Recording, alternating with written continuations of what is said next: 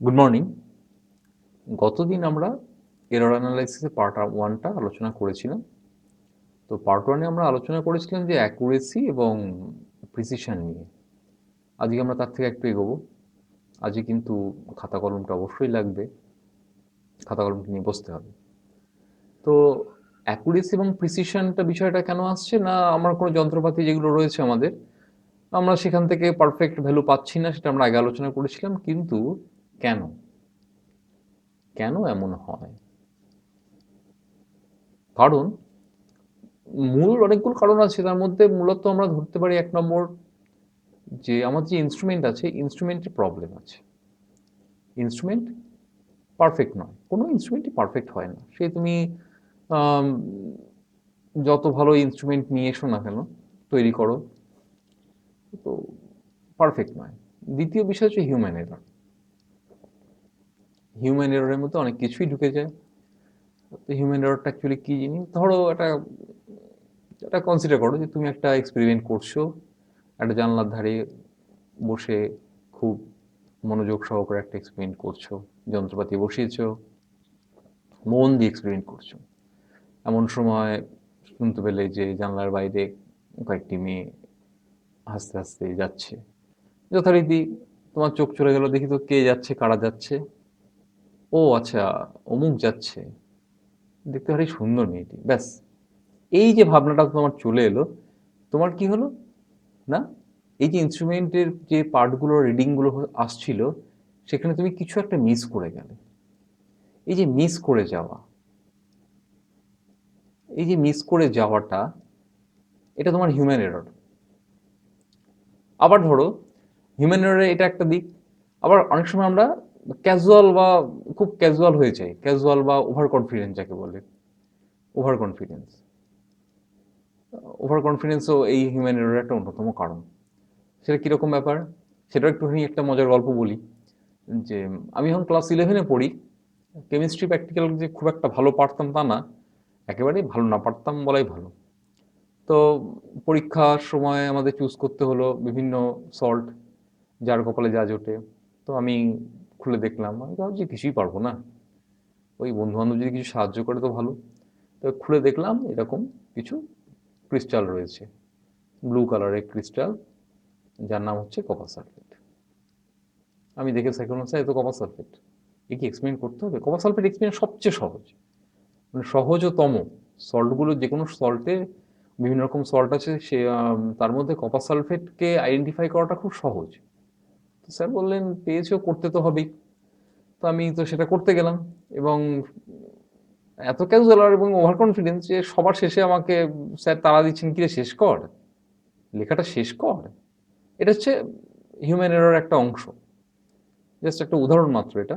এখানে এররের কিছু নেই যদিও, ওভার কনফিডেন্স একটা মানে উদাহরণ দিলাম আমি। তো এই প্রথম দুটো যেটা রয়েছে, এই দুটোকে আমরা অনেকাংশে মোটামুটিভাবে নালিফাই করতে পারি, অর্থাৎ দূর করতে পারি। ৩ নম্বর যেটা আছে সেটা হচ্ছে র্যান্ডম এরর, যেটা আমার আলোচনার মূল বিষয় হবে, র্যান্ডম এরর। র্যান্ডম এরর কেন আমাদের আলোচনার বিষয় হবে? কারণ র্যান্ডম এররের কারণ কি? এর কারণ কি? র্যান্ডম এরর হয় কেন? স্পেসিফিক কারণ জানা নেই। স্পেসিফিক কারণ আমাদের জানা নেই। তো স্পেসিফিক কারণ যার জানা নেই, তো সেই ধরনের এররে আমি আর কি করতে পারি? যদি ইনস্ট্রুমেন্টের পারফেক্ট নয় ঠিক আছে, কিন্তু ক্যালিব্রেশন করে বেস্ট অবস্থা আমি নিয়ে আসতে পারি। হিউম্যান এরর আমি ভীষণ রকমভাবে কি বলবো, ক্যাজুয়াল না হয়ে বা হিউম্যান এররের যে সমস্যাগুলো আমার হতে পারে, সমস্ত কিছুকে আমি বাদ দিয়ে আমি হিউম্যান এররটাকে দূর করতে পারি। কিন্তু এই র্যান্ডম এররকে দূর করা সম্ভব না। র্যান্ডম এরর কীরকম ধরনের হতে পারে? ধরে নাও তুমি একটা এক্সপেরিমেন্ট করছো যেখানে তোমার 4 ডিগ্রি অ্যাঙ্গেলের দরকার, ওটা হয়ে গেল 4.1 ডিগ্রি বা 3.9 ডিগ্রি। কীভাবে হলো? তুমি 4 ডিগ্রি ছেড়েছিলে, তুমি 4 ডিগ্রিতে ছেড়েছিলে। যখন ছেড়েছো, তখন হয়তো দেখা গেল যে কোনো একটা হঠাৎ করে একটা হাওয়ার একটা গতি এলো, একটা হাওয়ার একটা বেগ এলো, বা কোনো কারণে তোমার টেবিলটা সামান্য নড়ে গেল, বোঝা গেল না। বা পাশ দিয়ে একটা গাড়ি চলে গেল, তার ভাইব্রেশনে তোমার ইন্সট্রুমেন্টটা সামান্য একটুখানি নড়ে গেল। যেই এররগুলো তুমি আইডেন্টিফাই অ্যাকচুয়ালি করতে পারবে না, আমি জাস্ট বলছি যে এরকম হতেই পারে, তুমি আইডেন্টিফাই করতে পারছো না। সেই এররগুলোর জন্য র্যান্ডম এরর চলে আসছে। তো আমাদের তো এবার র্যান্ডম এররকে তো ক্যালকুলেট করতে হবে। আমাদের ক্যালকুলেশনটা র্যান্ডম এরর নিয়েই। তো এই র্যান্ডম এরর ক্যালকুলেট করতে হলে আমাদের কি করতে হবে?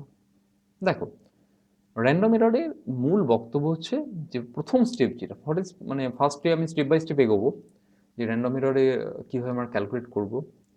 এটা এক্সপেরিমেন্টে তোমরা 11-12 যারা রয়েছে, যারা ল্যাবে কাজ করবে বলে ঠিক করেছো, এই মুহূর্তে ল্যাবে কাজ হয়তো হচ্ছে না করোনার কারণে, কিন্তু কাজ তো আজ না হয় কাল করতেই হবে, যে কোনো ল্যাবে, সেটা ফিজিক্স ল্যাব হোক, কেমিস্ট্রি ল্যাব হোক, বা ফার্দার তুমি যে ইঞ্জিনিয়ারিং ল্যাবে হোক, ভবিষ্যতে যেখানে কাজ করবে। তো আমরা স্টেপ বাই স্টেপ এগোবো। প্রথম স্টেপ যেটা, সেই স্টেপটা হচ্ছে গড় করা। গড় গড় মানে হচ্ছে যেটাকে বলছে ইংরেজিতে অ্যারিথমেটিক মিন। অ্যারিথমেটিক মিন এটাকে আমাদের ফার্স্ট স্টেপ, যেটা আমরা খুব ছোটোবেলায় শিখেছি গড় কীভাবে করতে হয়। তো এখন আমি যদি তোমাদের ফর্মুলা দেখে যাই, তাহলে যেটা হবে, তোমাদের মাথাটা খারাপ হয়ে বসে থাকবে, এইসব কি হচ্ছে, কিছুই তো বুঝতে পারছি না। তো সেই জন্য আমি ঠিক করেছি যে আমি এভাবে করবো না, আমি একটা প্রবলেম থেকে নিয়ে আসার চেষ্টা করব। তো যেহেতু প্রবলেম থেকে নিয়ে আসবো, প্রথমে আমরা একটা ডেটা শিট দেখব। এটা একটা ডেটা শিট তোমরা দেখতে পাচ্ছ। এই ডেটা শিটে কি আছে না, নাম্বার অফ এক্সপেরিমেন্টস রয়েছে এখানে, এনও দিয়ে আমি এক্সপ্রেস করেছি। আর এটা হচ্ছে ওর ভ্যালু আর কি, যে যে ভেরিয়েবলটা মাপছি এটা টি হতে পারে। যদি তুমি ভাবো যেটা না টেম্পারেচার, গুড, এটা টেম্পারেচার। টেম্পারেচার হলে এটা কেলভিন হয়ে যাবে সব। যদি তুমি ভাবো কারেন্ট, তাহলে এটা হয়ে যাবে অ্যাম্পিয়ার ইউনিটটা। যাই হোক, এখানে এই যে নাম্বারটা মানে হচ্ছে তুমি 10খানা রিডিং নিয়েছো, 10টা রিডিং যে নেওয়া হয়েছে, সেই 10টা রিডিংয়ের বিভিন্ন ভ্যালুস।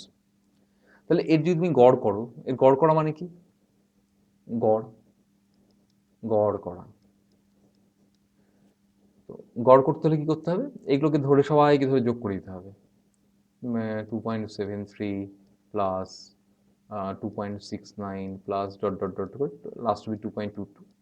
ভাগ কটা কটা পার্ট নিয়েছো? 10টা। তাই 10 দিয়ে ভাগ করে দিতে হবে। এবং এর রেজাল্ট আসবে মোটামুটি, তুমি হাতে করে পজ করে দেখতে পারো। আমি যেহেতু বেশি সময় নিতে চাই না, সেহেতু আমি যেটা করেছি সেটা হচ্ছে আমি গোটাটা হাতে করেছি, করে আমি জাস্ট রেজাল্টগুলো আমার খাতায় লেখা আছে, আমি সেখান থেকে তোমাদের একটু বলছি।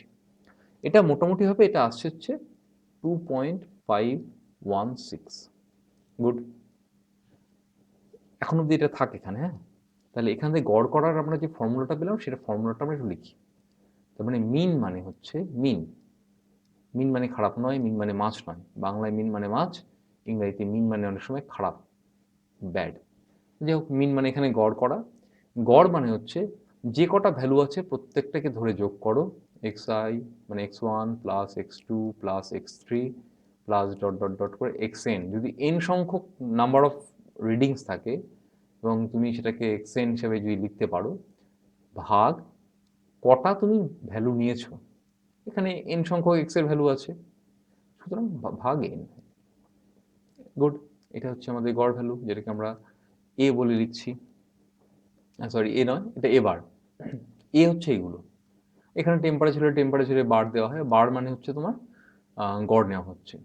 আর একটা এক্সপ্রেশন ইউজ করা হয়, সেটা হচ্ছে এরকম একটা অ্যাঙ্গুলার ব্র্যাকেট দেওয়া হয়, কিন্তু আমরা এটা ইউজ করব না। এটা একটা অন্য মিনিংও আছে, একই ব্যাপার, কিন্তু এটা একটা আলাদা ব্রডার সেন্সে একটা মিনিং আছে, দরকার নেই এখন। তো আমরা এবার হিসেবে লিখছি। গুড, খুব ভালো কথা। তাহলে গড় তো পেয়ে গেলাম। গড় এলো 2.516। দাঁড়াও, এবারই হচ্ছে মজাটা। দেখো, যখন আমার 2.516 চলে এসছে, তাহলে আমি এটাকে আমার গড় হিসেবে যখন লিখছি, এখানে একটা ভুল হয়ে যাচ্ছে। কি ভুল? ভুলটা হচ্ছে সিগনিফিকেন্ট ফিগারসে। তোমরা সিগনিফিকেন্ট ফিগার যদি কারো ভালো করে ক্লিয়ার না থাকে, তোমরা দেখে নাও, যে কারো কাছ থেকে দেখতে পারো, যে কোনো ভালো বই থেকে দেখতে পারো, যে কারো অনেক ভালো ভালো ভিডিওস আছে ইউটিউবে, আমি দেখেছি, খুব সুন্দর সুন্দরভাবে ওনারা ব্যাখ্যা করেছেন স্যারেরা, তুমি তাদেরটাও দেখতে পারো, কোনো অসুবিধা নেই, বেশ সুন্দর করে করা আছে। সিগনিফিকেন্ট ফিগার্স এখানে হিসাব করে দেখো। সিগনিফিকেন্ট ফিগার্সের রুল আমি বলেছিলাম আগে, সেটা হচ্ছে কটা মিনিমাম দশমিকের পরে কটা আছে যোগ করা হচ্ছে বলে, এটা দশমিকের পরে কটা আছে, দুটো, সব দেখো দুটো, তাহলে এটাকেও দুয়ে আনতে হবে। তাহলে এটা কত হচ্ছে? 2.5 এবার 6 আছে, এবার রাউন্ড অফ করতে হবে, 5-এর বেশি, তাহলে এটা 1 থাকবে না, হয়ে যাবে কত? 2.52। তাহলে তোমার গড় যেটা এলো এবার সেটা হচ্ছে 2.52। ফার্স্ট স্টেপ, অনেক দেরি আছে, এখনো আমাদের ফাইনাল জায়গায় যেতে কিন্তু দেরি আছে, এটা স্টেপ 1 গেল সবে। তো এবার স্টেপ 2-তে যখন যাব আমরা, স্টেপ 2-তে আমাদের বের করতে হচ্ছে যে অ্যাবসলিউট এরর কি। অ্যাবসলিউট এরর ফর্মুলাটা হচ্ছে এরকম, অ্যাবসলিউট এরর। অ্যাবসলিউট এররের ফর্মুলাটা কি হয় না, বইয়ে দেখবে, সব বইয়ে লেখা আছে, ট্রু ভ্যালু মাইনাস নয়, এই চিহ্নটা মানে হচ্ছে ডিফারেন্স। ওকে, ট্রু ভ্যালু মাইনাস তোমার হচ্ছে মেজার্ড ভ্যালু। এখন মেজার্ড ভ্যালুগুলো কোনগুলো, মেজার্ড ভ্যালুটা কোনগুলো, এটা সব বইয়ে থাকবে। এখন প্রশ্ন আসতেই পারে, এটা যখন আমি পড়েছিলাম তখন আমারও প্রশ্ন ছিল ট্রু ভ্যালু পদার্থটা কি দিয়ে বাবা, ট্রু ভ্যালু যদি পেয়েই যাই তাহলে আর এরর কোথায় এলো। ওইটা, এই আর কনফিউশনটা দূর করা খুব প্রয়োজন। দেখো, এটা হচ্ছে মেজার্ড ভ্যালু।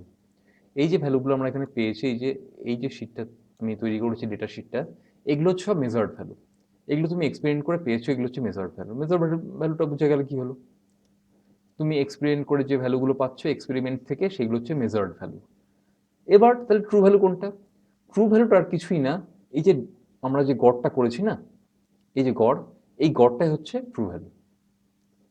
এই গড়টাকে হচ্ছে বলবো আমরা ট্রু ভ্যালু। ওকে, তাহলে এই গড়টাকে যদি আমরা ট্রু ভ্যালু হিসেবে নিই, তাহলে আমাদের ইকুয়েশন যেটা দাঁড়াচ্ছে সেটা হচ্ছে 10খানা ইকুয়েশন ফর্ম করতে হবে, প্রত্যেকটার জন্য আলাদা করে অ্যাবসলিউট এরর আমাদের বের করতে হবে। এই তো মাথাটা খারাপ হবে, অ্যাবসলিউট এরর যদি 10খানা আমাদের সব কটাকে দিয়ে বের করতে হবে, কি করতে হবে, আমি বলছি ফার্স্ট স্টেপ বের করতেই হবে, আদারওয়াইজ কোনো উপায় নেই। তাহলে অ্যাবসলিউট এরর কীরকম হচ্ছে,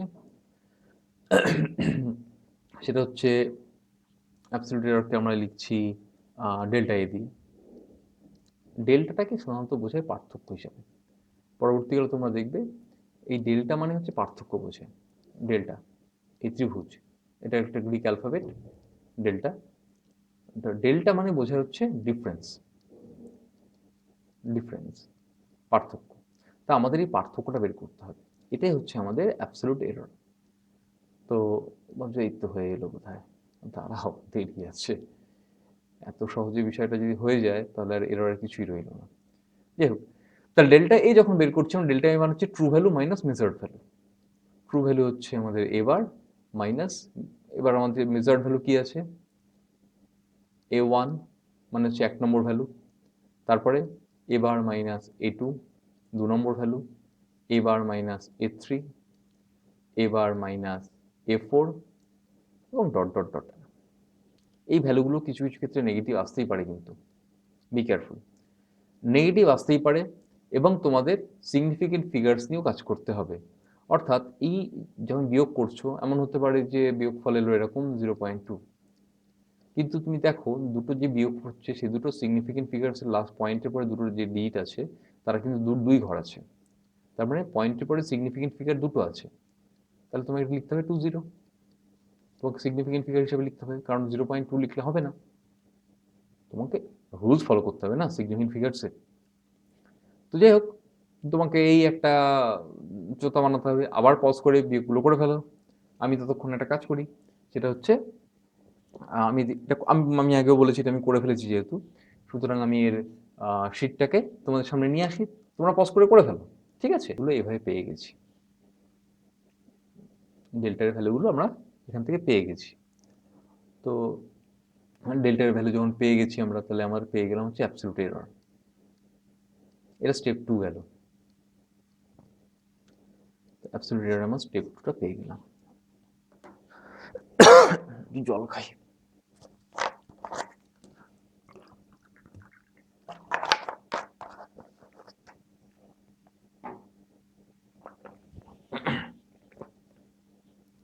তাহলে আমরা এই অ্যাবসলিউট এরর পেয়ে গেলাম। তো অ্যাবসলিউট এরর যখন আমরা পেয়ে গেছি, আমাদের এবার যে কাজটা আছে সেটা হচ্ছে স্টেপ 3।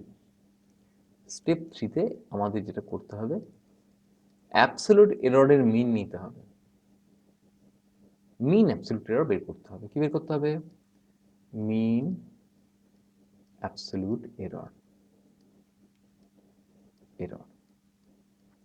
মিন অ্যাবসলিউট এরর। মিন মানে হচ্ছে সব কটাকে ধরে যোগ করো, যোগ করে এই যে কটা তুমি যোগ করলে, যে কটা টার্ম তুমি যোগ করলে, এখানে যেমন 10টা আছে, তুমি 10টাকে 10টা টার্ম আছে 10 দিয়ে ভাগ করে দাও। ফর্মুলাটা কি যথারীতি? এটা ধরো ডেল্টা A1, এটা ডেল্টা A2, এই করে করে ডেল্টা A10। তাহলে সব কটা যদি যোগ করি, তাহলে আমরা যেটা পাবো সেটাই হচ্ছে আমাদের আলোচ্য বিষয়। Delta A1 plus delta A2 plus dot dot dot করে ডেল্টা A10 আমাদের এই প্রবলেমের জন্য, পার্টিকুলার এই প্রবলেমের জন্য যেখানে নিচে আছে 10। ওকে, আমরা যদি এই ভ্যালুগুলো বসাই যথারীতি, তোমরা হাতে করে করো, বারবার করে বলছি এটা হাতে করে করো, করলে যেটা পাবে সেটা কত?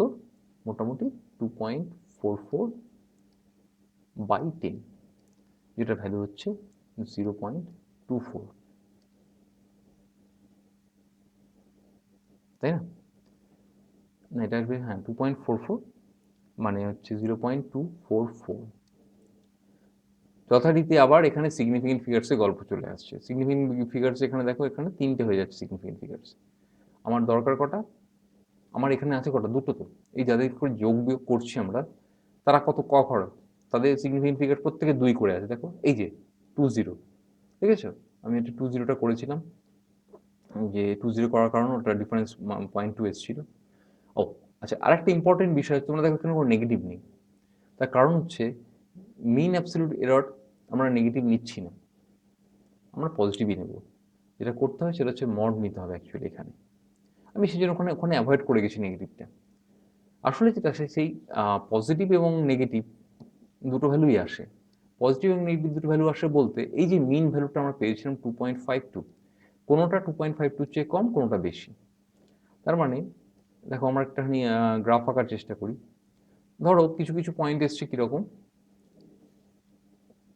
মিন ভ্যালু, মিন লাইন হচ্ছে আমাদের এটা 2.52, এটা 2.52 লাইন। ওকে, তো কিছু লাইন, কিছু পয়েন্ট আসবে আমার এখানে এখানে এখানে, কিছু আসবে এখানে, কিছু আসবে এই লাইনের উপরেই চলে আসবে প্রায়, বা লাইনের খুব কাছে চলে আসবে। এক্সপেরিমেন্ট যখন করবে তখন দেখবে এই ধরনের গ্রাফ আসছে, তোমাকে এখান থেকে একটা মিন লাইন প্লট করতে হচ্ছে। তাহলে যে ব্যাপারটা হচ্ছে যে এই পাশের যে নেগেটিভগুলো রয়েছে এবং এই পাশের যে পজিটিভগুলো রয়েছে, আমি যে পাশটা পজিটিভ ধরি, বা দুটো তো অপোজিট আছে, এই জন্য তুমি এটাকে পজিটিভ ধরো, নেগেটিভ ধরো, কিছু যায় আসে না। বাট জাস্ট দুটো অপোজিট দিকে রয়েছে, মোটামুটিভাবে এই পয়েন্টগুলো পরস্পরকে অফ করে দিয়ে শুধুমাত্র মিন লাইনটাই থেকে যাচ্ছে। ওকে, তো আমাদের যেহেতু মিন অ্যাবসলিউট এরর বের করতে হচ্ছে, তো মিন অ্যাবসলিউট এরর বের করার জন্য আমাদের অ্যাকচুয়ালি মড নেওয়ার প্রয়োজন, এবং সেই মডটাই নেওয়া হয়েছে। নেগেটিভ ভ্যালুগুলোকে আমরা জাস্ট ড্রপ আউট করেছি। অ্যাবসলিউট এররে কিন্তু নেগেটিভ আসতে পারে, অ্যাবসলিউট এরর পজিটিভও হতে পারে অর নেগেটিভ, দুটোই হতে পারে, আমাদের এ নিয়ে কোনো আপত্তি নেই। কিন্তু মিন বের করার সময় কী করতে হবে? এদের মড ভ্যালু নিতে হবে। ওকে, আচ্ছা, আর একটা বিষয়, তুমি একটু অন্যভাবে ভাবতে পারো যে না, আমি শুধু পজিটিভই নেবো। তাহলে দেখো আমরা প্রথমেই বলেছিলাম ডিফারেন্স নেওয়া, তাই না? ট্রু ভ্যালু বিয়োগ চিহ্ন দিইনি, কিন্তু চিহ্নটা কি ছিল? এটার মানে কি? ডিফারেন্স, বিয়োগ বড়টার থেকে ছোটটা বিয়োগ, আর হচ্ছে মেজার্ড ভ্যালু, তাই না? It's okay. তো যাই হোক, তুমি যদি নেগেটিভ নাও তাতেও কোনো খুব যে অসুবিধা হবে তা নয়। পজিটিভ, আমার ব্যক্তিগত মত যে পজিটিভ না নেওয়া ভালো, কারণ পজিটিভ নিলে কি হয়, সব পয়েন্টগুলো না একটা সাইডে চলে আসতে পারে বলে মনে হবে তোমার, কিন্তু তা নয়। নেগেটিভগুলো নিলে তোমার যে সুবিধা হয়, তুমি রিয়ালাইজ করতে পারবে যে কিছু বাঁ দিকে আছে, কিছু ডান দিকে আছে, এবং তোমাকে মিন দিয়ে যেতে হবে, মাঝ দিয়ে যেতে হবে। ওকে, যাকে আমি একটুখানি বেশি বলে ফেলছি এই বিষয়টা, অত বেশি বলা ঠিক না। যাই হোক, আমাদের ট্রু ভ্যালু এসেছিল 2.52, এবং আমাদের মিন অ্যাবসলিউট এরর হলো 0.244। সরি, 0.244কে আমরা যদি আমরা 2 ডিজিটে সিগনিফিকেন্ট ফিগার নিয়ে নিই, তাহলে এটা হচ্ছে 0.24। ওকে, বাহ, খুব সুন্দর বিষয়। এখন আমাদের যেটা করতে হবে সেটা হচ্ছে রিলেটিভ এরর। শেষ হয়নি, শেষ হইয়াও হয় না গো শেষ, এ ভারী অদ্ভুত কেস। তো চলো, এবার আমাদের নেক্সট স্টেপ 2, এটা হচ্ছে আমাদের কত গেল? স্টেপ 3 গেল না? যেহেতু আমরা কি বের করলাম, ও মিন অ্যাবসলিউট এরর বের করলাম, যেটা স্টেপ 3। এবার আমরা নেক্সট স্টেপে যাই। পরপর স্টেপ আছে, স্টেপগুলোকে বুঝবে, নিজে হাতে করতে হবে, এটা শুধুমাত্র দেখলে হবে না। স্টেপ 4, এখানে আমাদের যেটা বের করতে হবে রিলেটিভ এরর। কি বের করবো আমরা? Relative error. এটাকে অনেক সময় ফ্র্যাকশনাল এররও বলা হয়। ফ্র্যাকশনাল, ফ্র্যাকশনাল মানে ফ্র্যাকশন। ফ্র্যাকশন মানে কি? ফ্র্যাকশন মানে কোশেন্ট। লিমিট, খেপাম করে লাভ নেই, সবই তো আর মেঘমুনিকে ঝাপসাটাতে সুকুমারায় হবে না, যা ইচ্ছা তাই বলে ফেললে তো আর হলো না। রিলেটিভ এরর, ফ্র্যাকশনাল এরর, যাই হোক, রিলেটিভ এরর বা ফ্র্যাকশনাল এরর, যেটা রিলেটিভ মানে হচ্ছে কি, এর রিলেটিভ এরর মানে হচ্ছে এটাই, মিন অ্যাবসলিউট যে এররটা এলো আমাদের, মিন অ্যাবসলিউট এরর যেটা এলো, সেটাকে ধরে ভাগ করে দাও কি দিয়ে? ট্রু ভ্যালু দিয়ে। তার মানে এটা কি দাঁড়ালো না, ডেল্টা এ ছিল, ডেল্টা এ বার বাই এ, যেখানে ডেল্টা এ বারটা হচ্ছে মিন অ্যাবসলিউট এরর। যে কোনো মিন আসলে আমরা মাথায় একটা বার দিয়ে দেবো, মানে মাথায় বাড়ি মেরে দেবো একটা, দিয়ে ওটাকে ছোট বড় সবাইকে একদম মোটামুটি একটা মাঝারি মাপে নিয়ে চলে আসবো। আমি কোনো একটা গল্পে পড়েছিলাম, মনে আছে, তো সেখানে লেখক লিখছে, প্রথমে শিবরাম চক্রবর্তী হবে, সেখানে উনি একটা গল্প লিখছেন, গল্পের মধ্যে লিখছেন যে উনি কোনো একটা বোর্ডিং হাউসে ছিলেন এবং সেখানে যে বেডগুলো ছিল, শিবরাম চক্রবর্তী কি লিখি, যেই হোক, তো সেখানে যে বেডগুলো ছিল সে বেডের সাইজ সব এক, মানে তুমি যদি 5 ফুট হও তাতেও যা বেডের সাইজ, তুমি যদি 7 ফুট হও তাতেও বেডের সাইজ সেম, মানে বেটে খাটো মানুষ যারা আছে তারা খুব সুন্দর থাকতে পারে, আর যারা লম্বা আছে তারা একটুখানি কাঁচুমুচু হয়ে থাকে আর কি, কিন্তু বেডের সাইজ সব 5 ফিটের সাইজ, সব 5 ফিট। তার মানে ব্যাপারটা কি হলো যে এটা হচ্ছে মিন, এটা হচ্ছে মাঝামাঝি একটা মাপ, কারণ প্রত্যেকজন আলাদা করে বেড হয়তো তখন ব্যবস্থা করার ব্যবস্থা ছিল না। শিবরাম চক্রবর্তী একজন অসাধারণ রাইটার বাংলা ভাষায়, কিভাবে কমেডি করতে হয় শিবরাম চক্রবর্তীর লেখা পড়লে বোঝা যায়। মানে আমি যতবার পড়ি, বহুবার পড়ি, যতবার পড়ি প্রতিবার নতুন লাগে, তো প্রতিবারই হেসে ফেলি, হাসতে না চাইলেও হেসে ফেলি, যে এটা জানি তো, যাকে শিবরাম চক্রবর্তী এসে লাভ নেই। হ্যাঁ, তো ডেল্টা এ বার বাই এ, তো ডেল্টা এ বার কত পেয়েছিলাম আমরা? 0.24, আর এ কত পেয়েছি আমরা? 2.52। ক্যালকুলেট করে ফেলি, ক্যালকুলেট করে ফেললে আমরা কি পাবো? কি পাবো? 0.095।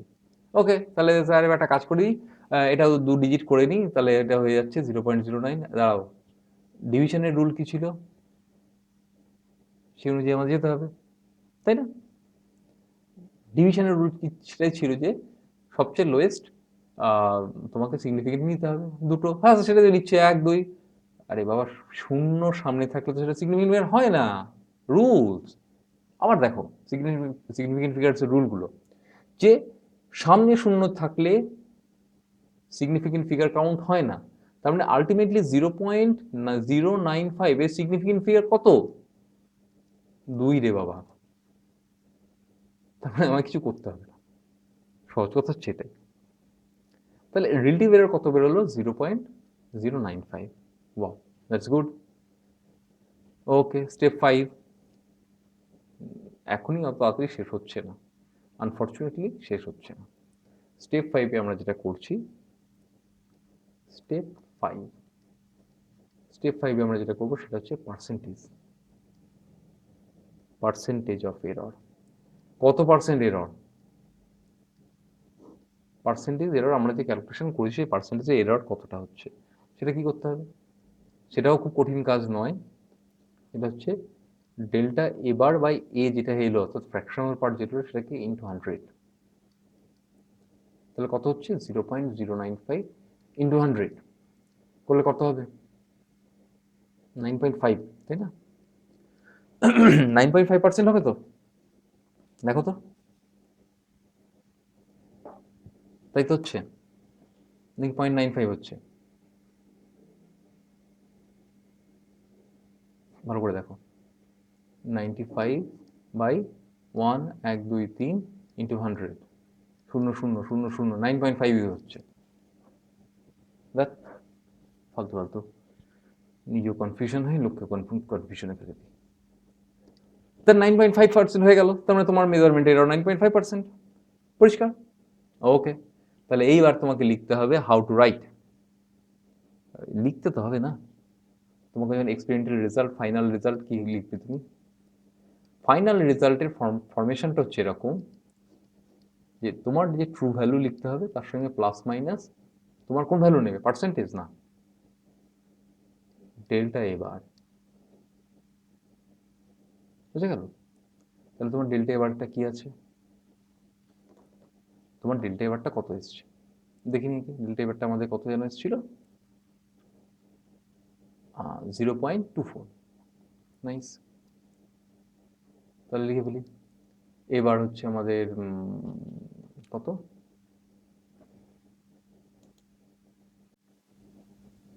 এবারটা আমরা কত পেয়েছিলাম যেন?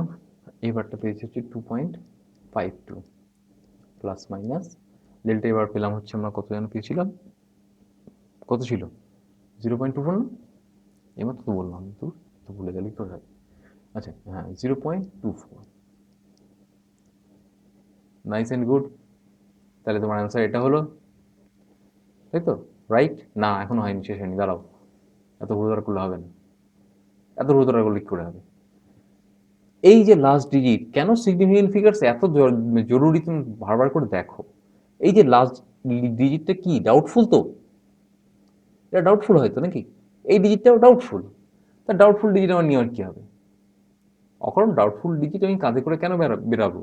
কারণ এটার অ্যাকচুয়ালি ভ্যালু ছিল কত? 2.516। এটা ডাউটফুল, তার কারণ এটা এই যে 2 আমি অ্যাপ্রক্সিমেশন করে বসে আছি, আমি শিওর 2.5 থাকছে। 2.5টা আমার কি ভ্যালু? 2.5টা আমার শিওর ভ্যালু, অ্যাসিওর করা হয়েছে। একইভাবে এই 4 ইনিও ডাউটফুল হয়ে বসে আছেন, তাহলে আমার এটা লিখলে হবে না। আমার কি লিখতে হবে? 2.5 plus minus 0.2। Now this is your answer. কঠিন? খুব কঠিন, ভীষণ কঠিন। তোমাকে হাতে করে করতে হবে, ভেরিয়াস ভ্যালুজ নিতে হবে এবং হাতে করে করতে হবে। বিরক্তিকর মনে হবে, বাট দেখো এই কনসেপ্টটা না থাকলে র্যান্ডম এরর থেকে মানে এরর থেকে যেই নিট, এই দুটোতেই কোশ্চেন আসে। যেই এবং নিট দুটোতে যেহেতু কোশ্চেন আসে, সুতরাং তোমাকে এটা করতে হবে। না করলে না করবে, তোমার ভবিষ্যৎ তুমিই জানো, তোমার কর্ম তুমি করো। হ্যাঁ, হুম। তো আমি এবার কতগুলো স্টেপ যেগুলো করলাম আমরা সেটাকে একটুখানি চটপট ঝটপট করে একটুখানি নোট ডাউন করে দিই। স্টেপ 1, স্টেপ 2 করে ফর্মুলা শুদ্ধ। স্টেপ 1, গড় করো। গড় করা মানে বাংলায় কিন্তু আরেকটা মানে আছে, গড় করা মানে প্রণাম করা, এটা সেই প্রণামে আসছে না। গড় করা মানে হচ্ছে আমি কি লিখছি দেখো, একটা নতুন জিনিস লিখছি, সামেশন। এটাকে সামেশন মানে যোগ চিহ্ন, এটা sigma over I, a I by total number, যেখানে আই ইকুয়ালস টু 1 থেকে এন অবধি। এই সামেশনটা মানে কি একটু বলি। সামেশন মানে হচ্ছে প্রথমে ভ্যালু 1 বসাও, তাহলে কত হলে A1। এন এর কোনো আই নেই তো, সুতরাং এন নিয়ে কোনো চিন্তা নেই, যে যার আই আছে তার চেঞ্জ হবে। A1 হলো সামেশন, এখানে একটা যোগ বসিয়ে দিল। এবার আই জায়গায় কত বসাবে? 2 বসাও, তারপরে 3 বসাও, আপ টু কতদূর যাবে? আপ টু এন অবধি যাবে। কতদূর যাবে? এন অবধি। এখানে উপরের যে ভ্যালু আছে সেটা, এই ভ্যালুটা এটা মিন করে যে 1 থেকে এন অবধি, তার মানে এ এন বাই এন। বুঝে গেল? গড় করার মানে ফর্মুলাটা হচ্ছে এটা। সামেশানও থাকবে বইতে, কনফিউজ হয়েও না, কনফিউজ হওয়ার কোনো জায়গা নেই। স্টেপ 2 কি হচ্ছে? আমরা বের করছি হচ্ছে অ্যাবসলিউট এরর। অ্যাবসলিউট এররের বাংলা কি হবে? কিছু একটা হবে, দেখো বইতে নিশ্চয়ই কিছু একটা আছে। অ্যাবসলিউট এররের বাংলা, ওই বাংলা বলছি কেন, ফর্মুলা কি হচ্ছে না, ট্রু ভ্যালু ভ্যালু থেকে আমরা ডিফারেন্স নেব হচ্ছে কার না মিন মেজার্ড ভ্যালু যেটা হলো মিন নয়, মেজার্ড ভ্যালু ডিফারেন্স নিচ্ছি। গুড অ্যান্ড নাইস, বেশ খুব সুন্দর। আচ্ছা এটাকে আমরা লিখছি কি বলে, মানে এটার নোটেশনটা কি হচ্ছে, এটা সমান সমান ডেল্টা এ। ওকে, নেক্সট 3 নম্বরে আমাদের আসুক স্টেপ 3। স্টেপ 3 তে আমরা কি করলাম, অ্যাবসলিউট এররের গড় করছি। গড় করা মানে মিন, হ্যাঁ মিন, যেটাকে বলছি অ্যারিথমেটিক। অ্যারিথমেটিক মিন, এটা বলো না আমার অ্যারিথমেটিক মিন গড় করা স্যার শিখিনি কখনো, কখনো তো করিনি, এটা বলো না। এটা বললে খুব দুঃখ পাবো না, কষ্ট পাবো না, খুব হতাশ হবো আর কি। স্টেপ 3, স্টেপ 3 তে অ্যাবসলিউট এরর গেল, অ্যাবসলিউট এরর পরে স্টেপ 3 বললাম মিন অ্যাবসলিউট এরর। মিন, মিন অ্যাবসলিউট এরর বের করা হলো। কিভাবে বের করবো, এই যে ডেল্টা এগুলো বেরোচ্ছে, একটা তো বেরোচ্ছে না, 10টা ভ্যালু আছে, 10টা ভ্যালু বেরোবে।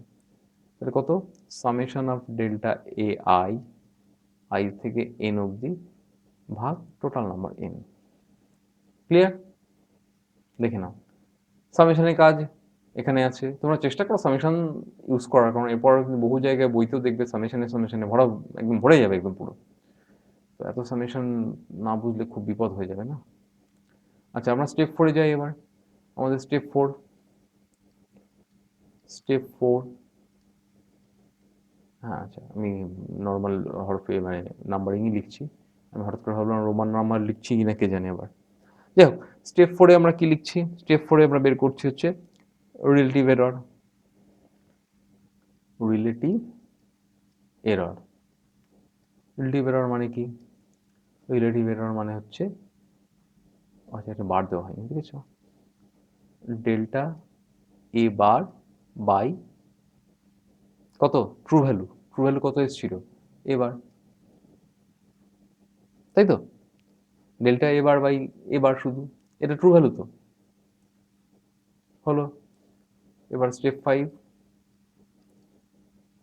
এখান থেকে তোমার কোশ্চেন অনুযায়ী হয়তো লাস্ট দুটো স্টেপের মধ্যে হয়তো তোমার এদিক ওদিক হবে, কিন্তু রিলেটিভ এরর তোমার বের করতে হতে পারে, বা পার্সেন্টেজ এরর বের করতে হতে পারে, বা তোমাকে অ্যাকচুয়ালি 3টে স্টেপ তোমায় করতেই হবে। তারপর তুমি একবারে 6 নম্বরে চলে যেতে পারো কোশ্চেন অনুযায়ী, আবার 4-5ও করতে হতে পারে, 4-5-6 3টেই করতে হতে পারে। তোমার কোশ্চেন যেমন আসবে তোমাকে উত্তর তেমন দিতে হবে না।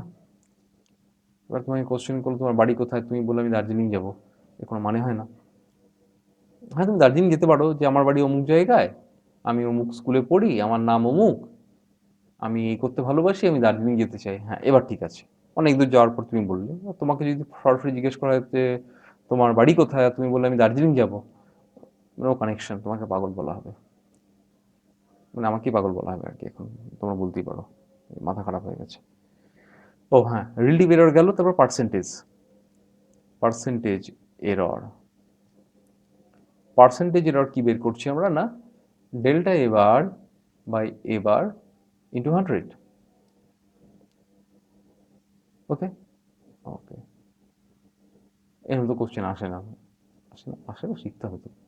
ফাঁকি মেরে তো কিছু হয় না রে বাবা, দুনিয়াতে কি ফাঁকি মারলে কিছু হয়, কিছু হয় না, কিচ্ছু পাওয়া যায় না, কেউ কিচ্ছু দেবে না।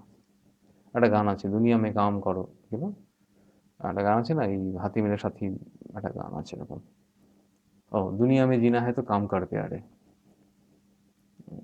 তো কাজ তো করতেই হবে। তোমার কাজ পড়াশোনা করা করতে হবে, তোমার কাজ ফাঁকি না মারা, ফাঁকি মারা যাবে না, তোমার কাজ কনসেপ্ট গ্রো করা, তোমার কনসেপ্ট গ্রো করতে হবে।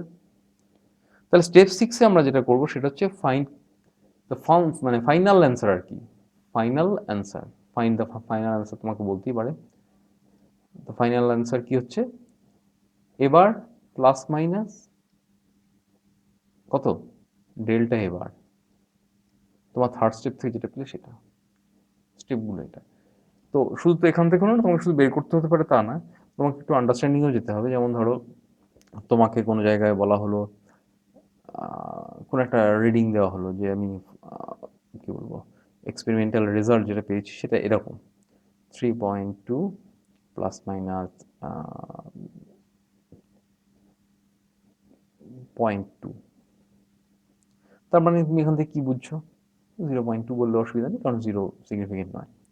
তো এখান থেকে তুমি কি বুঝতে পারছো? না, এটা হচ্ছে না, কারণ দুটো সিগনিফিকেন্ট ফিগার 0.20। ওকে, আচ্ছা, তাহলে সেই হিসাবে আমি কাগজটা ঠিক করলাম।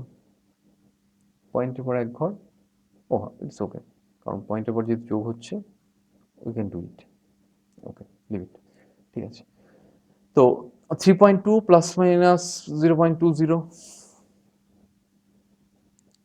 করতেই পারো,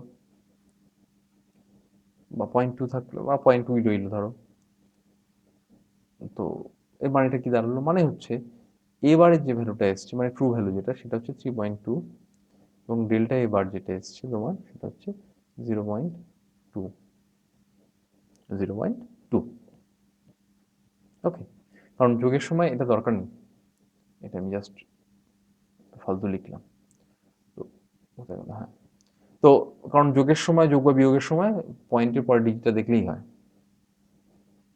পয়েন্টের পরে কটা আছে দেখলেই হয়, যেহেতু যোগ করছি আমরা। তো ওটা শূন্যটা নেওয়ার কোনো মানে হয় না, ওটা ফালতু। যাই হোক, তাহলে তুমি এখান থেকে এই ডেটাগুলো পাচ্ছ যে কোনো জায়গা থেকে। তোমাকে তোমাকে যদি এখন আমি বলি যে জির value 9.8 plus minus 0.3, what does it mean? এর মানেটা কি? এর মানেটা হচ্ছে, না মানে জির যে ভ্যালুটা, সেটা কত থেকে কত? 9.5 থেকে কত হবে? 0.3 যদি অ্যাড করে দিই, 10.1 এর মধ্যে থাকবে, তাই না? প্লাস মাইনাস, অর্থাৎ 9.8-এর চেয়ে বেশি হতে পারে, আবার 9.8-এর চেয়ে কম হতে পারে। কতটা? 0.3 পরিমাণ। এই হচ্ছে আমাদের এররের গল্প গেল। ওকে, তো এখানে শেষ নয়, এবার আমরা এরপরে পড়বো কম্বিনেশন অফ এরর্স। এরর কীভাবে কম্বাইন করতে হবে, যেখান থেকে প্রশ্ন আসবে। কম্বিনেশন অফ এরর্সের আগেও আমাদের আর একটুখানি চকআউট করার আছে, খুব ইম্পর্টেন্ট একটা টপিক আছে। তো লিস্ট কাউন্ট থেকে আমাদের বের করা, যে কীভাবে ম্যাক্সিমাম এরর বের করতে হয়, এটা আমাদের করতে হয়। ওকে, তো চলো, সাবধানে থাকো, ভালো থাকো, মন দিয়ে পড়াশোনা করার চেষ্টা করো। যারা নিট বা যেই জন্য রেডি হচ্ছে, সে তারা সেটার জন্য সামনে পরীক্ষা, যেই তো বোধহয় হয়ে গেল নাকি, যাকে যেই বোধহয় হয়ে গেল বা হবে, যেই খবরটা আমি ঠিক এই মুহূর্তে জানি না।